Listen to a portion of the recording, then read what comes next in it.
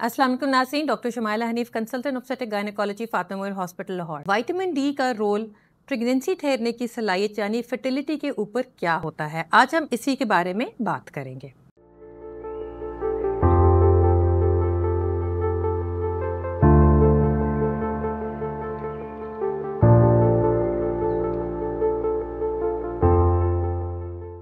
हम सब जानते हैं कि विटामिन डी एक इम्पॉर्टेंट विटामिन है जो हमारी बॉडी के लिए बहुत ही ज़रूरी है। इसका मेन जो मकसद है ये हमारे जिस्म में जो कैल्शियम को एब्जॉर्ब करता है, फास्फोरस को एब्जॉर्ब करता है इंटेस्टाइन से और फिर इसको बोन्स के अंदर डिपॉजिट करता है। इसकी विटामिन डी हमारी बोन हेल्थ, हमारी हड्डियों की हेल्थ के लिए बहुत ही इम्पॉर्टेंट है।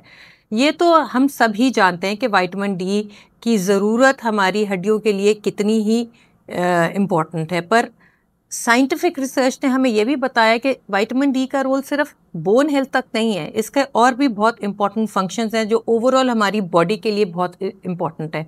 नंबर 1 है इम्यून सिस्टम, यानी कि हमारी बॉडी की सलाहियत कि वो डिफरेंट इन्फेक्शन से लड़ सके, उसके अंदर ये हेल्प करती है। Adequate amount of vitamin D अगर हमारी बॉडी में हो तो हमारा इम्यून सिस्टम अच्छा हो जाता है और हमें बहुत सारी इन्फेक्शन से बचाव मिलता है।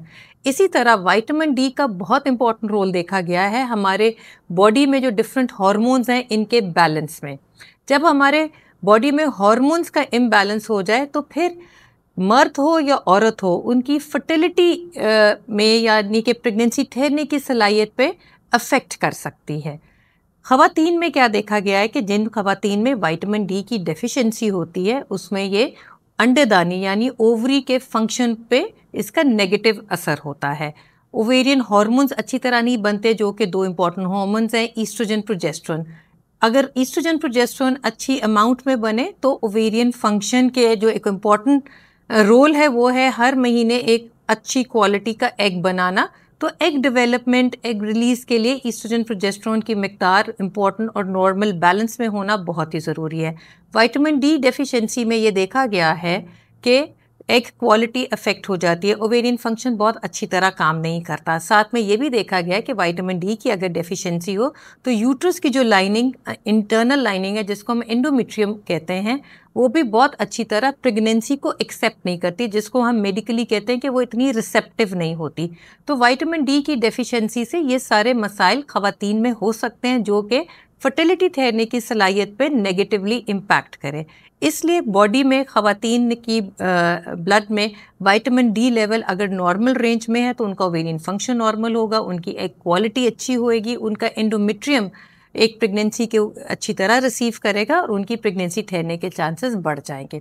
इसी तरह अगर हम मर्द हजरात की बात करें तो उन पे भी विटामिन डी की अगर डेफिशिएंसी है तो उसके मुज़र असरात होते हैं, क्योंकि विटामिन डी की डेफिशिएंसी में जो स्पर्म प्रोडक्शन है उसकी काउंट भी इफ़ेक्ट होती है, उसकी मोटिलिटी यानी जो स्विम करता है स्पर्म वो भी इफ़ेक्ट हो जाता है और उसका डीएनए भी इफ़ेक्ट हो जाता है। साथ में ये भी देखा गया है कि विटामिन डी की डेफिशिएंसी हो तो मर्द हजरात में टेस्टोस्टेरोन लेवल भी कम होता है और टेस्टोस्टेरोन एक इम्पॉर्टेंट हार्मोन है जो स्पर्म प्रोडक्शन के लिए बहुत ही इम्पॉर्टेंट है।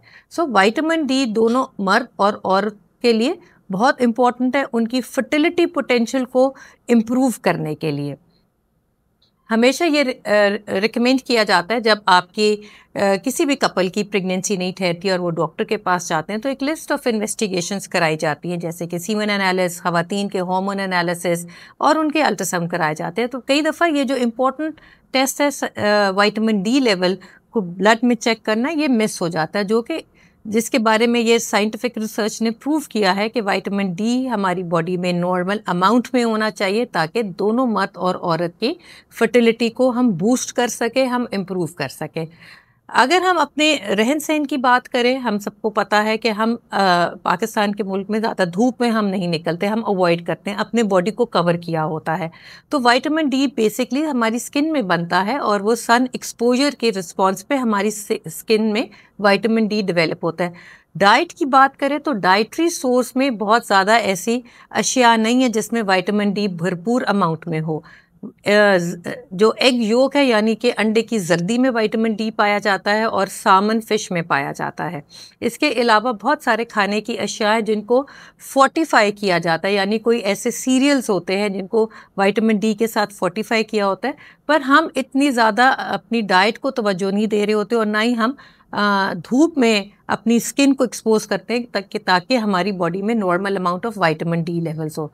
तो अगर देखा जाए तो 95% पॉपुलेशन जो हमारे मुल्क में है वो विटामिन डी डेफिशिएंट होते हैं। तो इसलिए ये एक इम्पॉर्टेंट चीज़ होती है कि विटामिन डी आप अपनी ब्लड में टेस्ट करें, और जो लोग डेफिशिएंट हैं अपने डॉक्टर के मशवरे के बाद आप विटामिन डी सप्लीमेंट्स लें। मुख्तलिफ सप्लीमेंट्स मिलते हैं, कोई डेली डोज की मिलते हैं जो कि 4000 से 5000 डेली डोज में लेनी पड़ती है, कोई वीकली डोज में होती है जो कि 20,000 तक हफ्ते में एक कैप्सूल लेना होता है। कितनी मिकदार चाहिए और कितनी दुरानिया के लिए चाहिए ये आपके डॉक्टर आपको बेहतर सजेस्ट करेंगे। तो विटामिन डी एक बहुत ही इम्पॉर्टेंट फैक्टर है फर्टिलिटी को इम्प्रूव करने के लिए। अपना विटामिन डी चेक कराएं। अगर आपकी अब तक प्रेगनेंसी नहीं ठहरी और आप प्लान कर रहे हैं और किसी वजह से प्रेगनेंसी नहीं हो पा रही, कहीं आप विटामिन डी डेफिशिएंट ना हो और अपना विटामिन डी को रिप्लेस करें। मैं उम्मीद करती हूँ कि आपको ये वीडियो पसंद आई है। इसको लाइक करें, शेयर करें, सब्सक्राइब करें, ताकि वो सारे लोग जो कि इनफर्टिलिटी का शिकार है उनको भी ये इस वीडियो से बेनिफिट हासिल हो। अपना बहुत सारा ख्याल रखें, खुश रहें। अल्लाह हाफ़िज़।